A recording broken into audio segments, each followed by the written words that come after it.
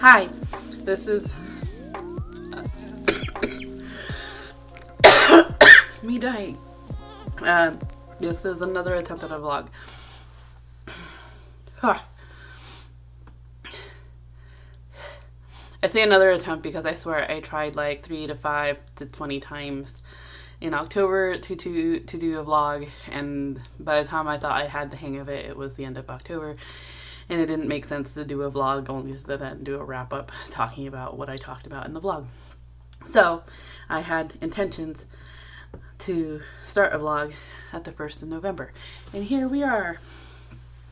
Reason for this is because I've been watching way too much Allyvee. If you haven't checked out their channel, I will link it down below, but it is absolutely adorable and I can't get enough. I've also been watching Steph from Stephaniebookish vlogging, and Kayla from BooksandLala vlogging, and is that it? I'm sure others vlogging, and thinking that I should do this. It shouldn't be that hard, and it's been hard. So it's the 1st of November. Oh my goodness. And already I'm deviating from my TBR. It was bound to happen. Happens to the best of us. Happens to most of us. Happens a lot. I am participating in Indigathon, hosted by Bear from Brody and Michelle from thorwantsanotherletter.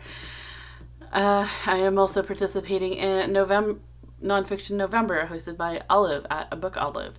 I am also low-key participating in the magical Readathon, hosted by G at TheBookRoast. Honestly, I don't know what the buzzword is for Buzzwordathon this month. Maybe I should look that up. Lost. If I don't know offhand. I do not think there are any books on my November TBR with that buzzword, so I probably am not going to be participating in that. But also because of how much Allyvee I've been watching, I will also be low-key participating in Bloomin'-a-thon, which is another month-long readathon inspired by plants and plant life, and it's adorable. And Allie did the illustrations for the bingo card, and it's cute.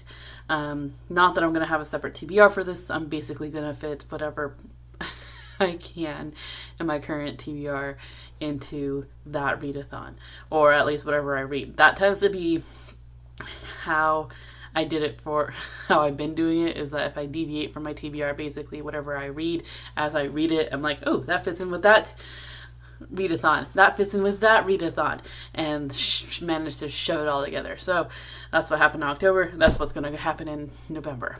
And like I said, already deviated from my TBR.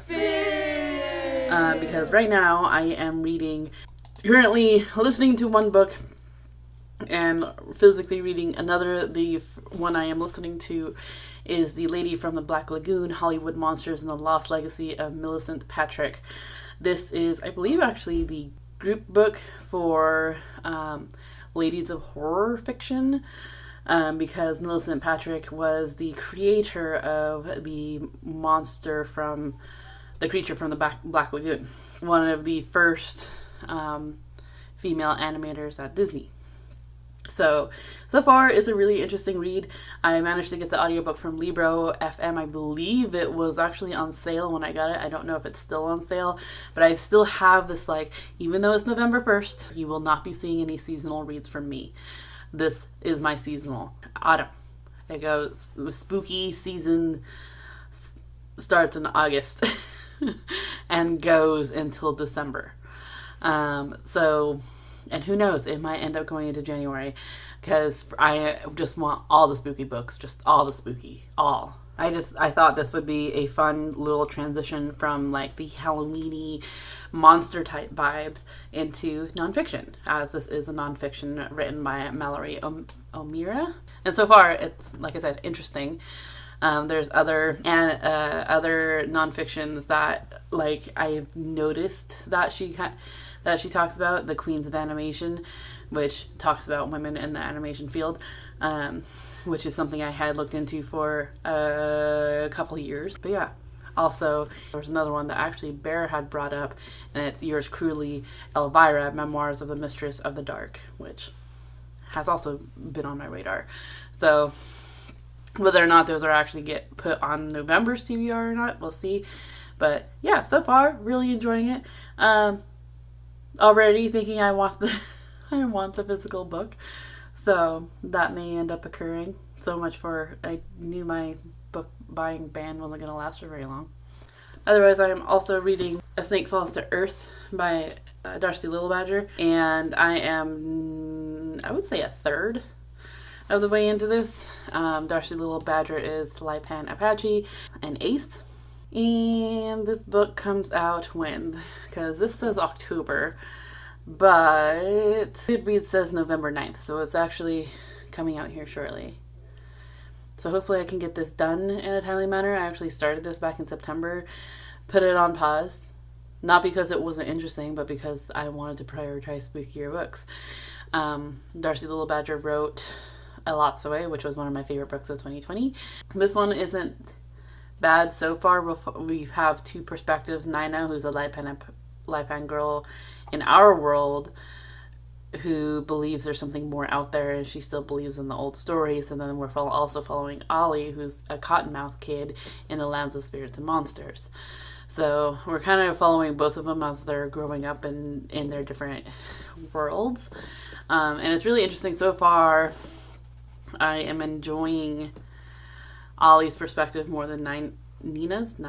One thing is, though, it's a little slow. So as much as I want to know what's going on, it's I don't know if it's necessarily slow. It's just slow for me to get into.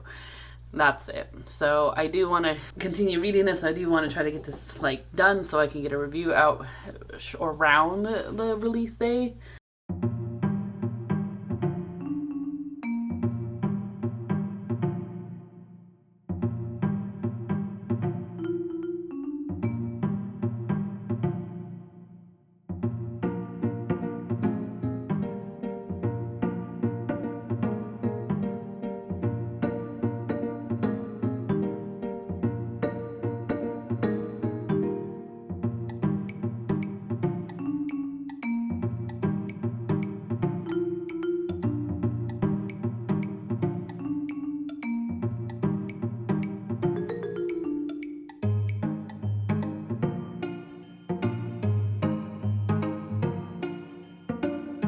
Also, my mom's out of town.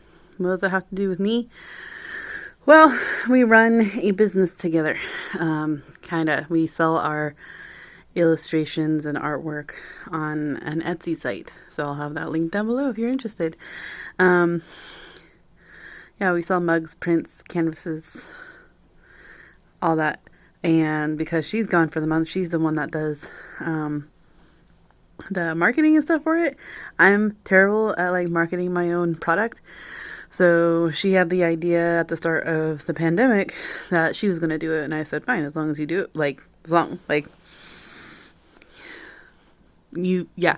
if you're fine with doing it, then sure, do it. But now I'm doing it because she's gone for the month. So we had 4 orders come in in the last 2 days, which is great. But of course, it's when our technology for some reason is failing. And for some reason, this printer is not, it's not recognizing that I've refilled the cartridges. And it's entirely frustrating. And I spent 5 hours last night trying to figure it out. So ultimately, I have to just get new cartridges, and those are coming on Wednesday.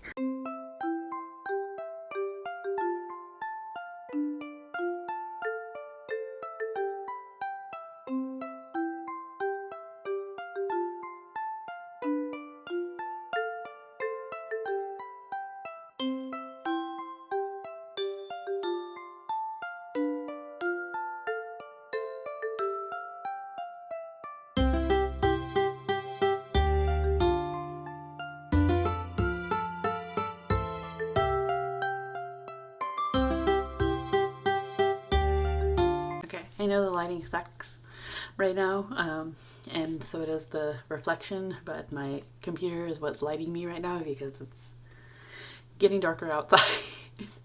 I just tried to film my October wrap up and lost the sun, and this is bugging me, so that's not happening. Not tonight anyway, but I just wanted to update to let y'all know that I finished was Lady of the Black Lagoon. Oh, the Lady from the Black Lagoon. Hollywood Monsters and the Lost Legacy of Millicent Patrick by Mallory O'Meara. I don't know if I ever said what this was about. So basically it's about a nonfiction about Millicent Patrick, who was the creator of the creature from the Black Lagoon. Not like the creator of, but like she created this monster. She designed it.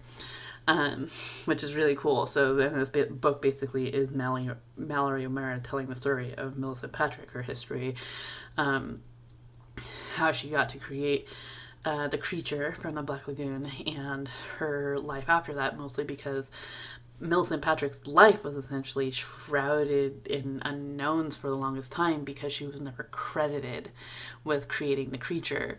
It was always gone to her boss at the time, and to the point where Hollywood and some horror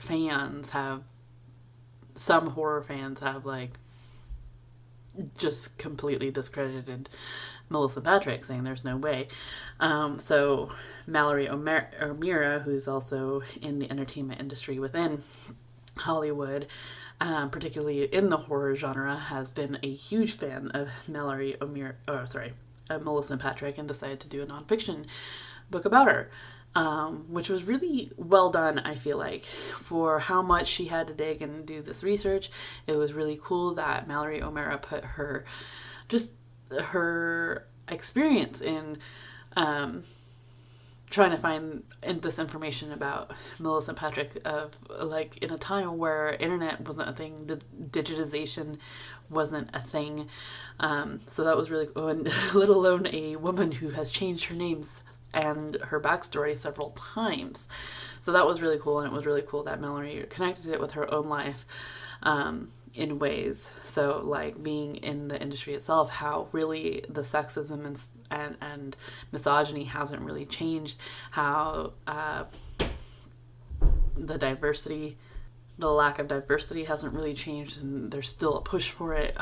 What I really appreciated about this book was that Mallory O'Meara really pushes the fact that Millicent Patrick and herself, Mallory, despite them having these challenges, that it's worse for those who identify as Black, Indigenous, or people of color, non-binary, or LGBTQ, or disabled, that it is worse, and that she is constantly rephrasing, like constantly stating that, and that's something that I really appreciate, because it really just kept nailing it in that yes, this was a hardship, but it was worse for this group of people, for these groups of people. So that was really nice.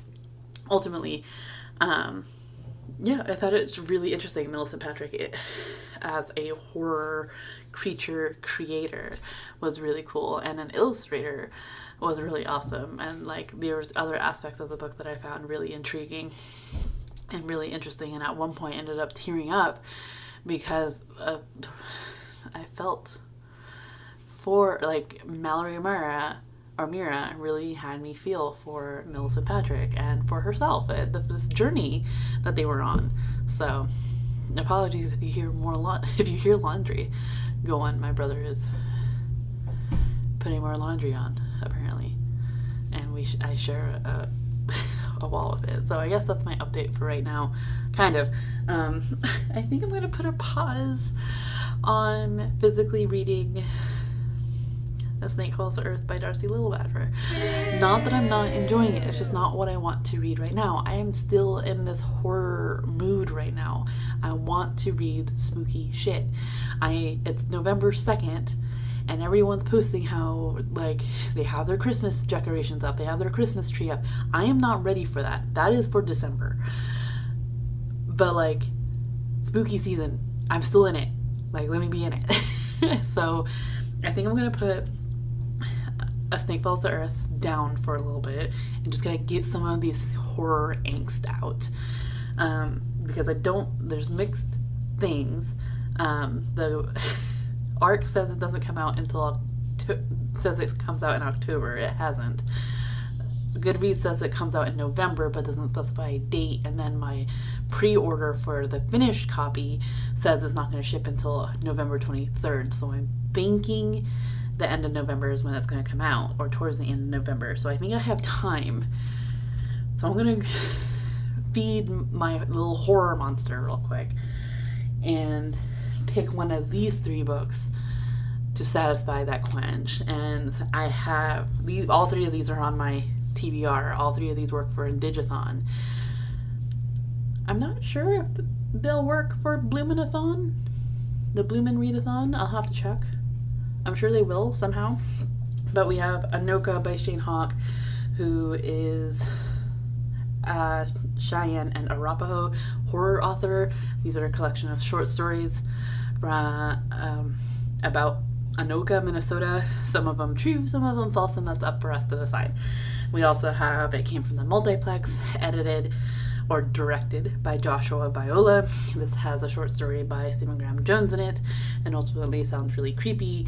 And after just reading The Lady from the Black Lagoon, which was based around the creature, like about the lady who created the creature from the Black Lagoon, this like kind of oldies classic horror, I'm kind of leaning towards this one. Or there is Dear Woman, an anthology.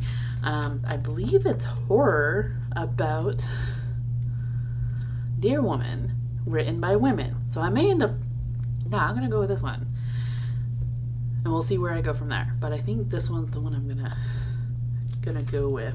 This one is edited by Elizabeth Lepensi and Weishiot Alvitre, and contains work, I believe this contains work by Darcy Littlebadger. It does. So I think I'm going to do that, because this sounds, yes, I'm going to do that. I'm just going to feed that horror monster real quick. Good morning. Welcome to my brother's bathroom. Why are we in here? Because I'm putting makeup on to film, and there's like some weird thing going on here, so that I can film. I also have Zoom meeting today. Oh, I just felt like sprucing it up a little bit. And my brother's bathroom has better lighting than mine does, much to his dismay. I'm sure he hasn't complained yet, but I'm sure he will about my stuff being in here, which, to be fair, is packed up nicely in a nice little bag, so what is there to complain about? I meant to bring that in here and didn't. I did finish Dear Woman, an anthology, last night. I was debating if I really wanted to finish it last night, just because I was getting tired and it was getting to be like 1 o'clock in the morning, and realizing that I only had so much left, went ahead and pushed through. So I'm a little tired this morning, woke up a little later, got some work done. I have to remote in, feels like I'm gonna sneeze, but it's just sitting there, so it's making my eyes act up. I have to do some cleaning today because our oven doesn't work. Yay! So we're getting a new one tomorrow. And this clip was to tell you about Dear Woman, not my stove problems. Yeah, it wasn't too bad. It's not what I was expecting. I was kind of hoping for, like, I don't know, just like more detail on Dear Woman. Like, I've heard of her, but haven't heard stories of her. I'm doing some research here locally to figure out some of our stories. Only problem with that is that all of them that I got from the library are written by white old men, in collaboration with Native people of the Yurok tribe. That is quite the look. So I'm still researching that, mostly because I have a project that I would like to do come 2022, featuring another animal, but I have been curious going, do we have our own stories about Dear Woman? Or is this strict, like, not a West Coast thing? I don't know. So, yeah, I was just hoping for more stories, like, about her or, like, and technically these were, but they were more, it was, like, a collection of art pieces, poetry, short stories, and mostly it was, like, about for and by Indigenous women. And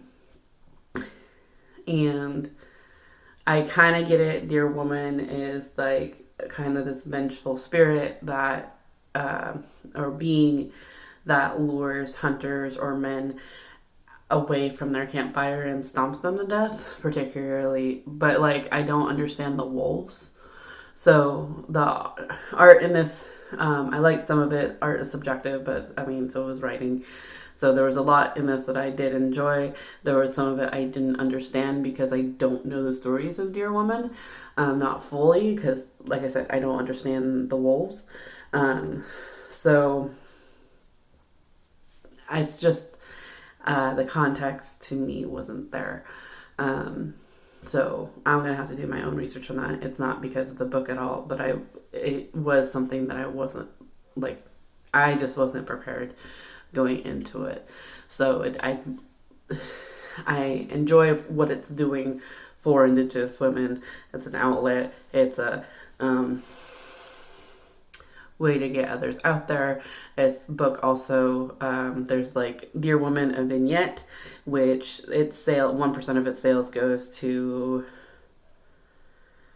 I forget what it's called, but it's a program that helps heal, like physically, mentally, spiritually, women, either to to learn how to defend yourself, but Dear Woman, an anthology, which is why I just read, 10% of profits go to that, so, which is really cool. And I guess this has reached a bunch of people and who have been impacted by it greatly, so that's great. I just, like, this book is doing good things. I just wish I had more context around what it was about. So, okay. I would like to fix this as well as change here, but I have more to update you on, so you're going to follow me. There we go. So yeah, I don't know what to rate this quite yet. I would say if you're interested in this, that it does have content warnings for sexual assault and colonization. I think the one part I did really enjoy was the one about the aunties, which I thought was really cool. I also really like the art to, I'm going to pronounce this wrong, Asdia Changing, story and art by Tatum Bowie. It's The Last Aunties, written and illustrated by Kimberly Dawn Robertson, who's Muskogee. So that one was pretty cute. But yeah, not sure what to rate this quite yet. I don't know if I even should, just because I like what it's doing, and enjoy some of the art in it. It's like not the book's fault that I don't know Dear Woman yet. So yeah. So now and it wasn't as spooky as I was hoping it would be. So I think I'm going to start one of these ones. I'm leaning towards Anoka because I was told via Instagram that this one was pretty spooky and gave the reader chills. So I'm going to end up doing that. Yeah. Shane Hawk put a note in here. That's pretty cool. Yeah, I might get started on this.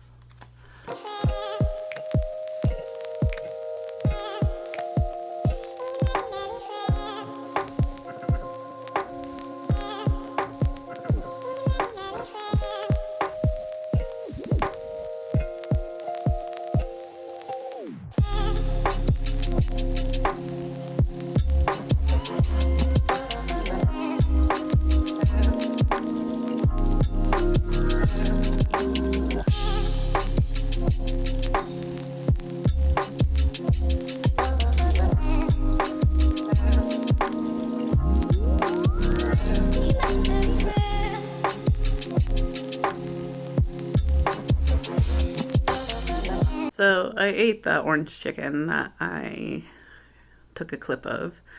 It was not the best idea because, of course, it was processed orange chicken that was frozen and in the frozen food aisle of Safeway.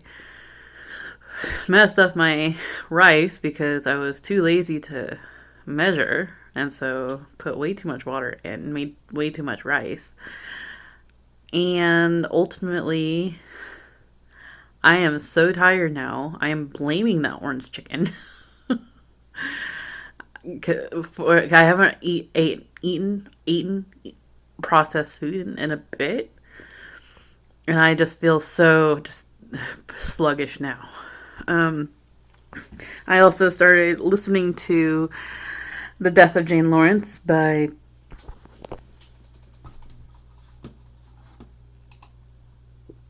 Caitlin Starling. This doesn't work for any of the readathons. I'm currently, it might work for Bloominathon somehow. But I guess this was inspired by, is it Twin Peaks? I don't remember. But basically, this young woman marries this doctor out of convenience, and his one rule is that she can never go to his family house. And she ends up breaking that rule. Things ensue. I assume she dies at some point. Oh, so yeah, that it works for that prompt in the Bloomin Readathon, the death one, which I think is white lilies. So it is really windy outside. I still need to clean the kitchen for the oven to come in, a new oven to come before the new oven comes tomorrow. All I want to do is read and take a nap, though.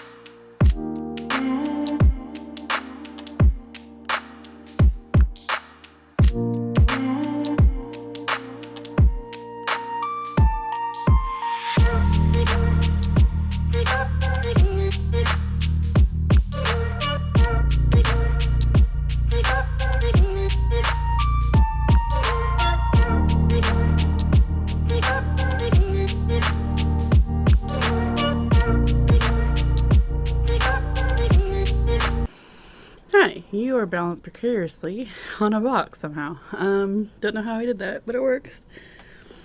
So I didn't really do any updates today. I didn't get much reading done, mostly because it was a busy day anyway. We got, as you saw, we got our new range today. In terms of reading updates, I kind of put aside The Death of Jane Lawrence right now just because it was taking a little too long to get to it. I say that, but I'm only like 9% in. I understand that it's like a decent lengthy book. I can't recall how many pages it is or how long it is. But I don't know, I just wasn't quite feeling it. I'm still very much interested in it and interested to read it for the Literally Dead Book Club pick for November. But I did start Spirit Run by Noe Alvarez? And this is a memoir of sorts of Noe Alvarez. I apologize if I'm saying that first name wrong. It's Noe with an accent over it. So, and I'm sure it said the author's name at the start of it, but I can't remember. But basically, it's a memoir of when the author did a 6,000-mile run across North America, across stolen indigenous lands. So it's speaking of the author's history and kind of like why he decided to do this run. I believe he did it at 19. He had just dropped out of college because he felt like he really had to do this run, and kind of tells the backstory of his family being immigrants from Mexico and moving to Washington, only to be put into this cycle of having to basically working themselves to the bone because they're Mexican immigrants, and the produce in the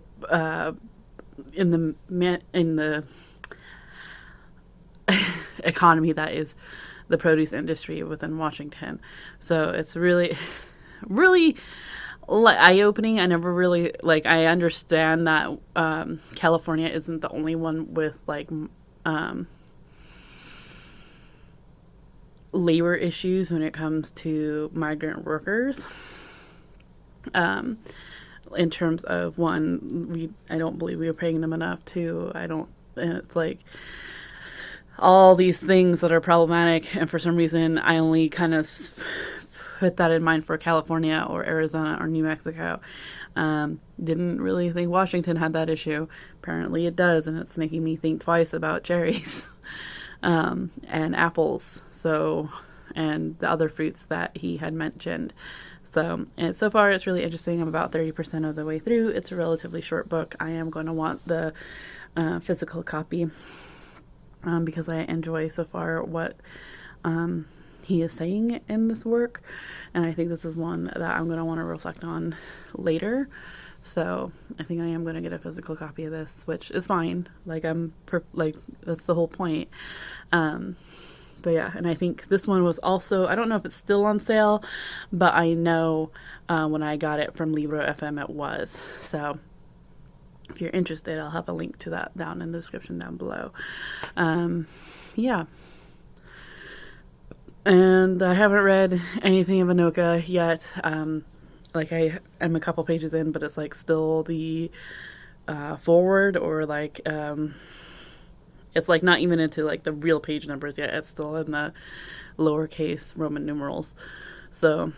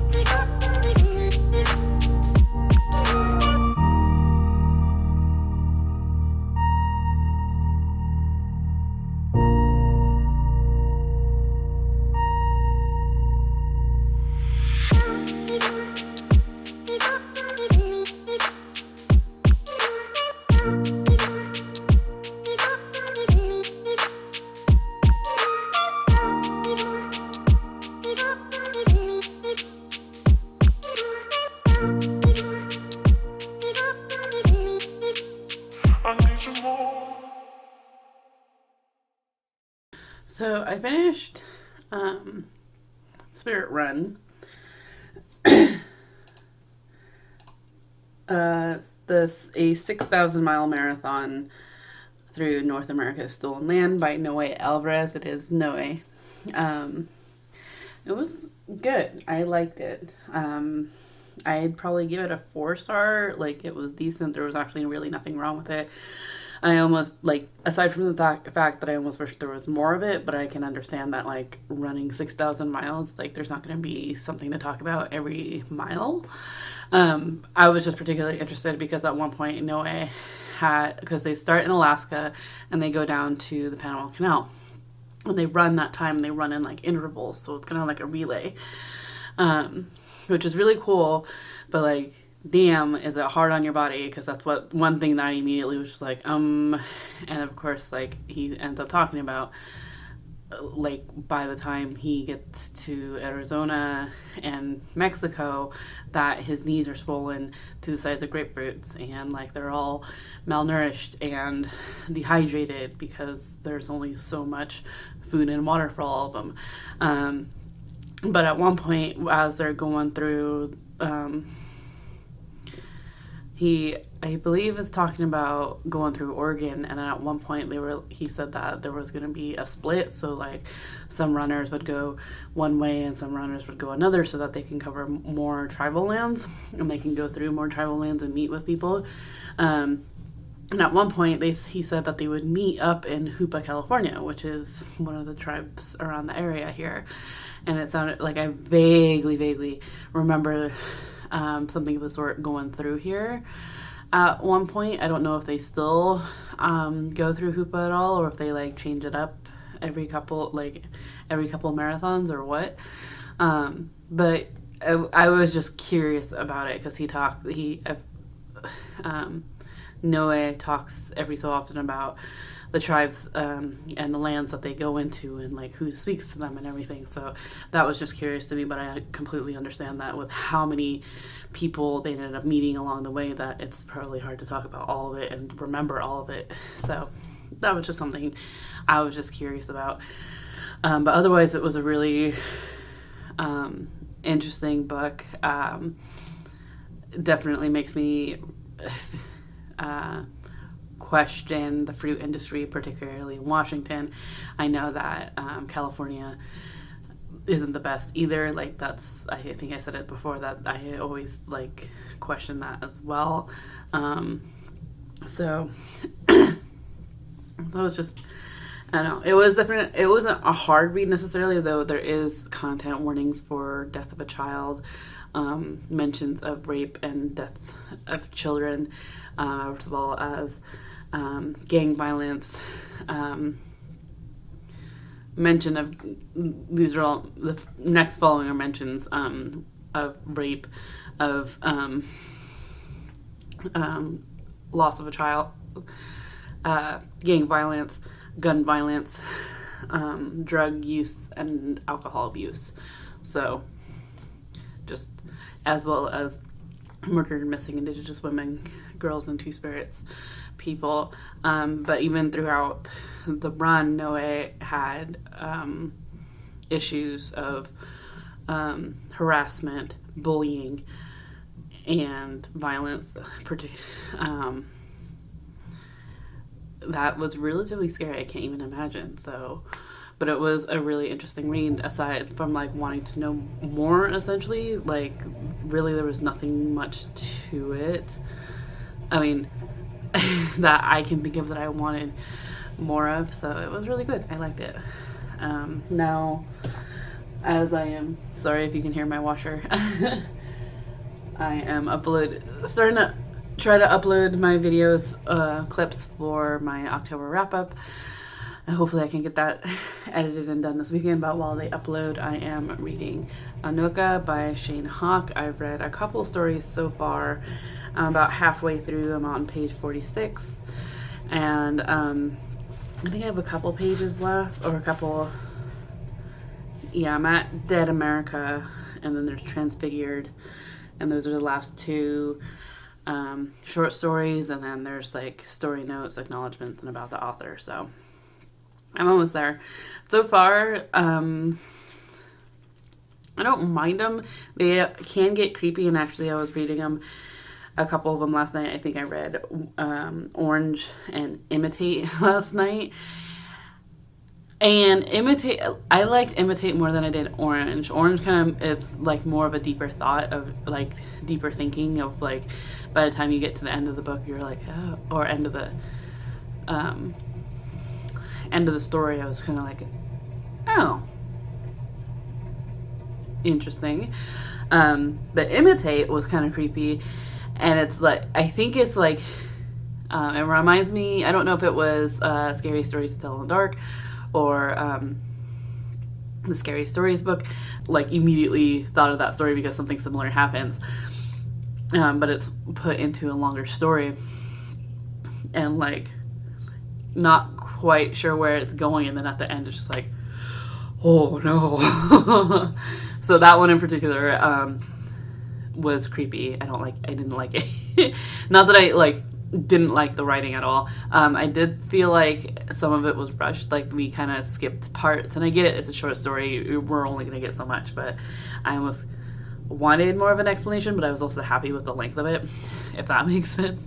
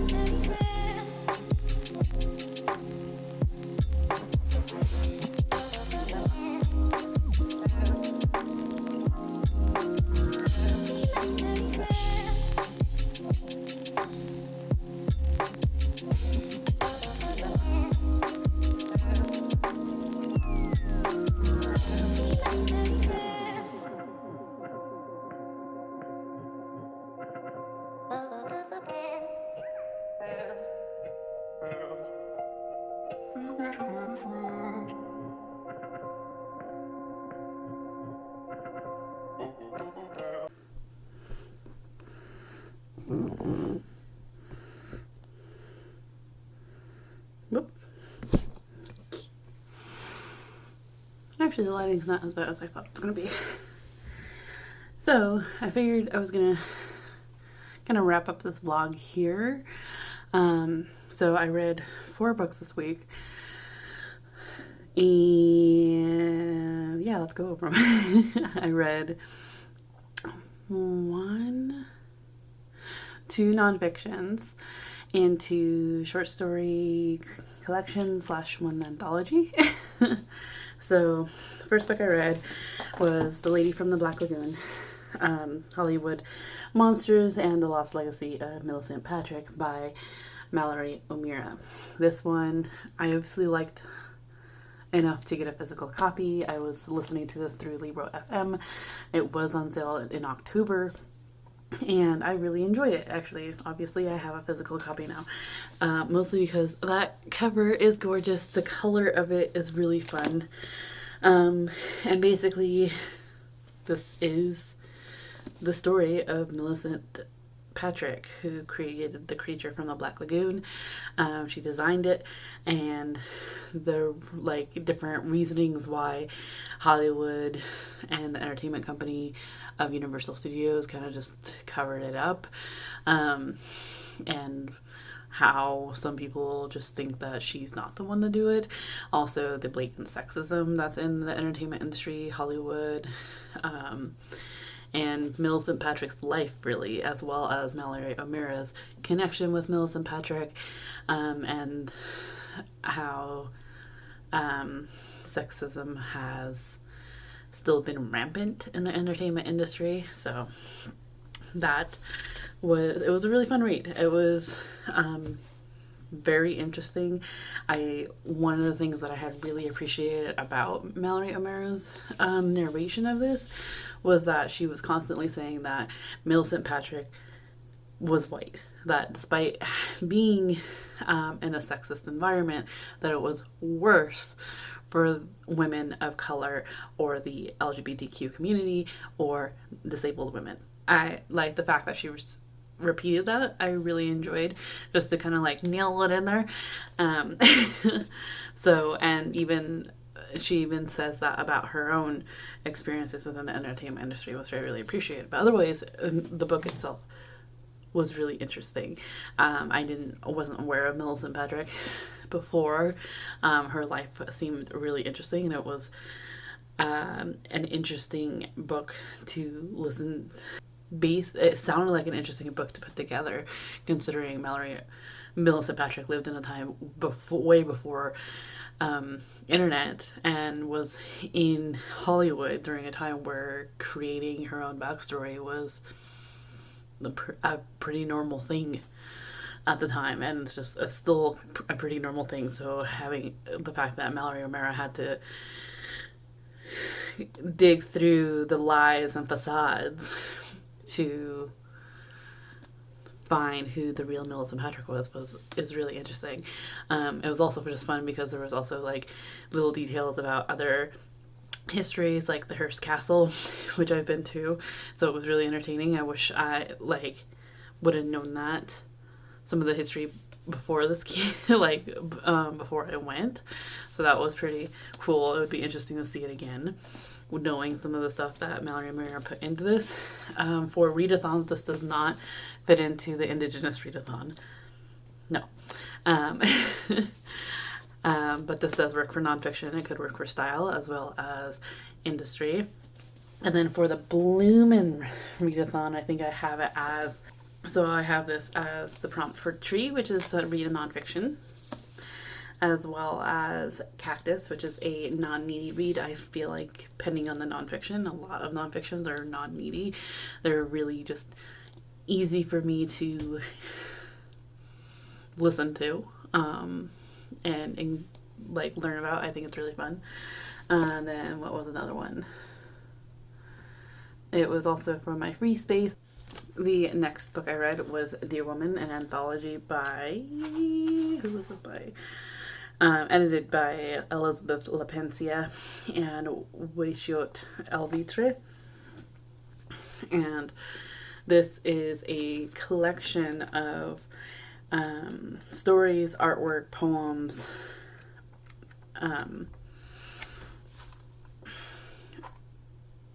by Native women about Dear Woman. I thought this was really interesting. I really like some of the art in here and some of the stories. I didn't quite click with some of it as well as I would have hoped, but it's also because I feel like there's a disconnect because I don't know much about Dear Woman. And I had gone into this thinking this would help me understand Dear Woman's stories, or have Dear Woman stories in it, and it didn't. So I'm at kind of a disconnect, and I don't feel like this is really just because I don't know the stories. So that's my bad. I want to more about Dear Woman and her relationship with wolves, and then come back to this and see how I feel after that. This one does work for Indigathon. I don't know if it necessarily works for any specific prompts aside from maybe a poetry collection, but it has more than just poetry in here. This does not work for Nonfiction November, but it does work for a Spider, which is read a book with a dark theme. There is mentions and graphic depictions of rape in here and missing and murdered Indigenous women, girls, and two-spirit people, so bear that in mind. My brother just came and turned on my light, so I guess you're seeing my mess now. It's actually not too bad. The next book I read was Anoka by Shane Hawk. Shane Hawk is a Cheyenne and Arapaho author. And Anoka is basically it's a city in Minnesota that's supposed to be like the Halloween capital of the world. And basically there's all these stories that come from there, and Shane Hawk was just kind of inspired by it. So he wrote short stories based off some of those stories, as well as inspiration from, I believe he said that his characters were Dakota. So there's that. Some stories were better than others. I felt like my personal favorites were, what was it? It was Soilborn. I thought that was fairly creepy and a really nice flash fiction. Imitate was I'm pretty sure, I don't know for sure, but like at the end of this book there are story notes that Shane Hawk put, which I really appreciated because he talks about like what he was inspired by, or why he wrote a specific, like, the story. And Imitate, just, I don't know where I heard the story. I don't know if it was online or in like the Scary Stories books when I was a kid. Transfigured, I really enjoyed. Dead America, I'm warning everyone now who's arachnophobic. Like, you will not like it. I didn't like it. I don't consider myself arachnophobic, but Shane Hawk has a point that nobody likes spiders. So, like, I don't mind spiders, but I don't want them near me or on me or in my house. I definitely don't want them laying eggs in my body, so a warning you now. So this gave me like the perfect like creepy feels, but Transfigured I really enjoyed. I don't know how it would be a full story, but would love it to be. It's actually what the cover is based off of, is the story, and we have a gender bending or gender fluid main character who is a werewolf, and who is a werewolf, and anytime they turn, they go and kill deer, and they bring this deer back, and when they turn again back into human, they break down this deer and end up having like essentially a storage for their native community to give out deer meat to those who need it, which is really awesome. But there's something creepier in the woods and Halloween's coming, and it's like, oh my goodness, it was great. I absolutely, like, I get it where Shane Hawk was coming from, where like the typical creature features are no longer scary, like the classic horror creatures, vampires, werewolves, etc. They're not creepy anymore, but they lend a good like bridge to something creepier, and I really enjoyed that story. So yeah, this one works for Indigathon just because it's written by an Indigenous author. Doesn't fit for any particular prompt necessarily, I don't think.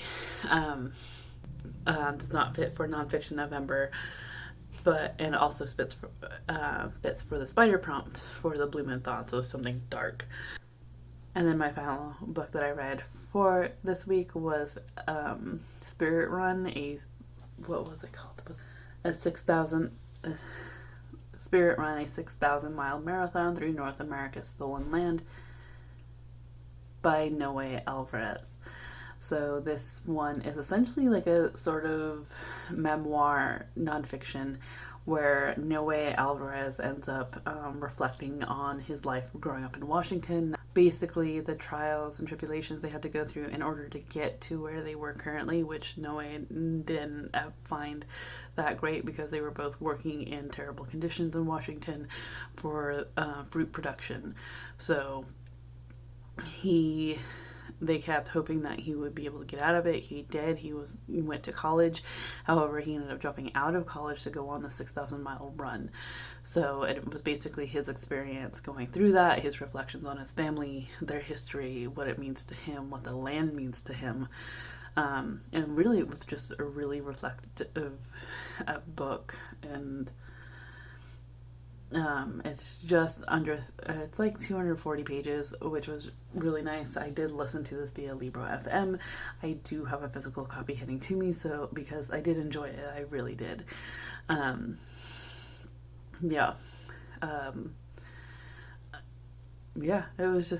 was really nice. In terms of Nonfiction November, yes, it's a nonfiction, but I don't know necessarily what it would fit into other than treatment.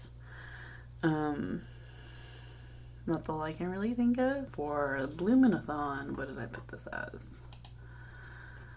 I had it for Tree for a nonfiction, Cactus for a non-needy read. Like, I find that with nonfictions in general, they're non-needy to me. I think that's it. So, yeah. Hopefully you enjoyed this. I thought maybe trying something a little different. I don't typically vlog. I'm still getting used to it. And basically I've been watching a lot of Steph from Stephaniebookish and Allie from Allyvee and Kayla from BooksandLala do vlogs, and I'm like, I can do it. So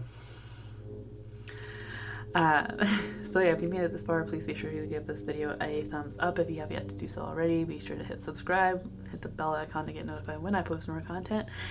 And I will see you, and I hope that you are in the mental mindset to enjoy your reading. I will see you in another video very soon. Cheers.